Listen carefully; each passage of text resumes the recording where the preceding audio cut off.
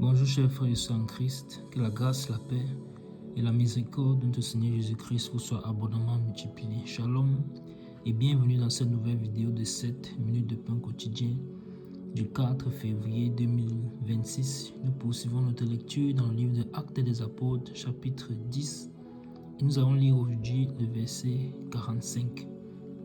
Nous avons vu dans la vidéo précédente au verset 44 que l'apôtre Pierre, envoyé par le Saint-Esprit, pendant qu'il était en train d'évangéliser, c'est-à-dire d'annoncer Christ dans la maison de Corneille, le Saint-Esprit est descendu sur ceux qui étaient en train d'écouter la parole. Donc, pendant qu'il le parlait, pendant qu'il présentait Christ, pendant qu'il disait comment est-ce que Jésus-Christ est venu, tous ces événements qui se sont passés à Jérusalem, c'était le Messie qui est venu, qui est mort à la croix pour que l'homme soit sauvé et soit affranchi de la loi qu'il ne pouvait pas respecter. Pendant qu'il annonçait que tous les prophètes des Écritures ont annoncé le Seigneur Jésus-Christ, alors le Saint-Esprit qui l'a envoyé devant Pierre, devant Corneille, sa famille, ses amis intimes, a commencé à œuvrer dans leur cœur. Il a œuvré dans leur cœur à tel point qu'il les a convaincus de péché. Donc, pendant qu'il était en train de leur parler, dans leur cœur, ils étaient en train de se repentir. Seigneur, nous reconnaissons. Seigneur, nous reconnaissons que c'est toi qui es venu. Nous reconnaissons que nous sommes des pécheurs. Nous reconnaissons que nous avons mené notre vie loin de toi.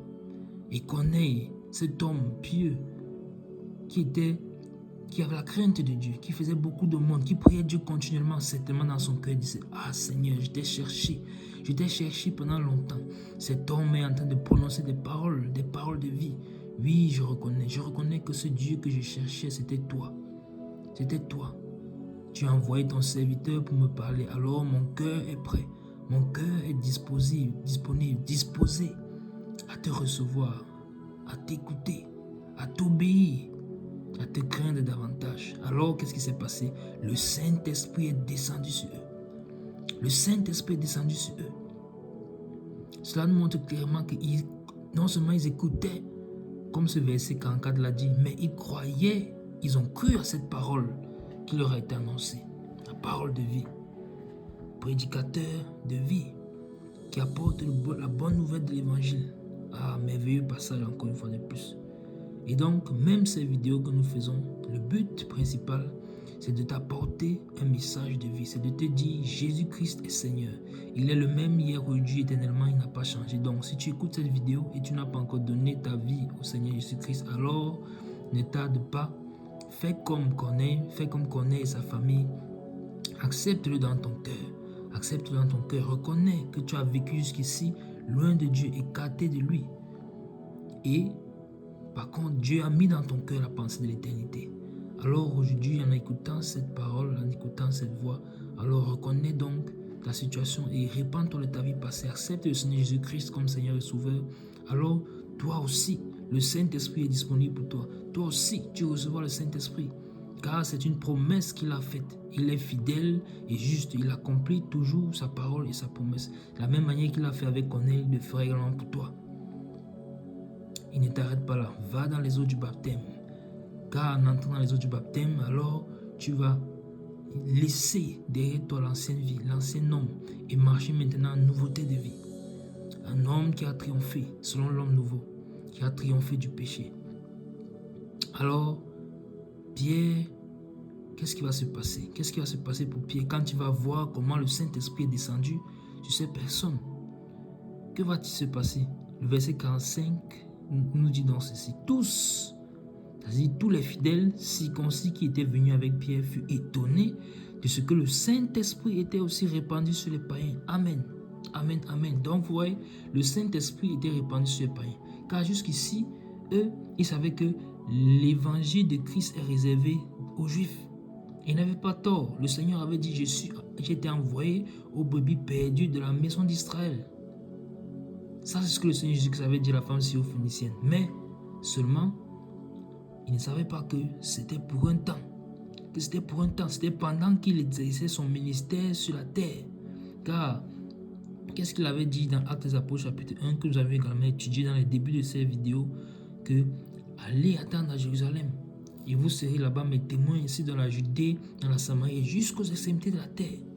Donc cette petite partie-là, jusqu'aux extrémités de la terre, il avait oublié.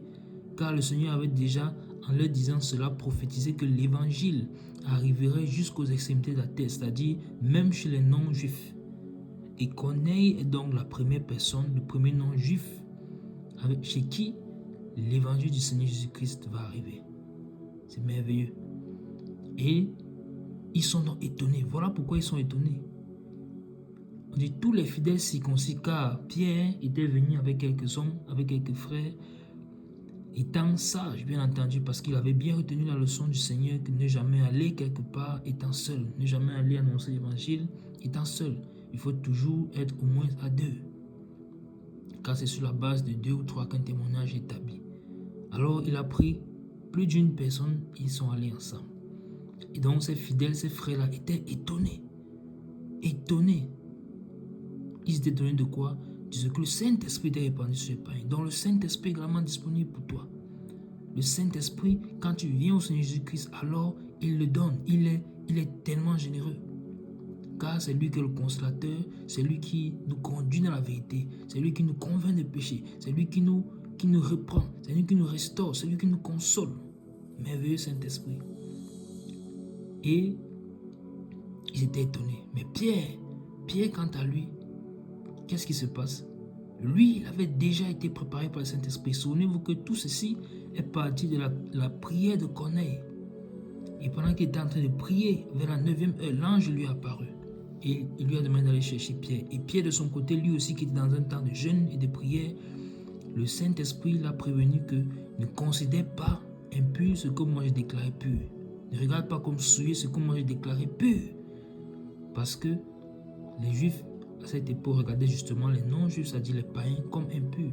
Mais Dieu l'avait déjà préparé. Dans son discours, il a commencé par leur dire cela clairement que vous savez qu'il est interdit d'entrer, pour un Juif d'entrer dans la maison d'un étranger, ni de se lier avec lui. Il avait dit cela au verset 28. Mais le Seigneur l'avait déjà apprêté. Le Saint-Esprit avait apprêté son cœur. Donc lui, il n'est pas si étonné que cela. Mais ça, c'est ce que nous verrons par la grâce de Dieu dans la prochaine vidéo. Nous arrêtons là pour aujourd'hui, pour ce merveilleux passage, et nous en donnons encore plus d'enthousiasme de connaître la suite. Que la grâce, la paix et la miséricorde de notre Seigneur Jésus-Christ vous soient abondamment multipliées. Shalom.